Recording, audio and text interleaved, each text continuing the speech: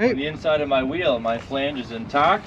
There's no Okay. welds, no cracks in my wheel. There's no evidence of a leaking wheel seal. There's nothing in contact with any of my wheel components. Excellent. On my face of my tire, Yep. adequate tire pressure. There's no cuts, no bulges, no exposed cords in my tire. Okay. I'm listening and I'm feeling and looking for any air leaks. I do not feel and I do not hear an air leak.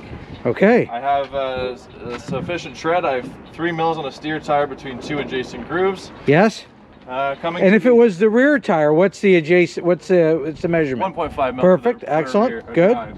So coming to the face, or the outer side, well, I should say, Yeah. of my tire, there's no cuts, no bulges, no exposed cords. Good. This tire is not marked not for highway use. Excellent. The outside of my wheel, my flange is intact. Okay. The outside of my wheel, there's no cracks, no welds. My stem is centered and capped. Excellent. All my fasteners are tight, secure, and present, and this is encased hub.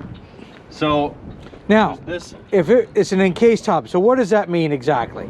it's grease. There's no oil in it. This was, There's no oil. if it was Okay. With a sight glass, I'd check to see if my oil is between my add and full. Yes. And if it had a no sight glass, then I'd pull the plug and check to see if there's sufficient oil, Perfect. which there would be. So Okay. this wheel is not imminent of wheel hub or bearing failure. Good stuff.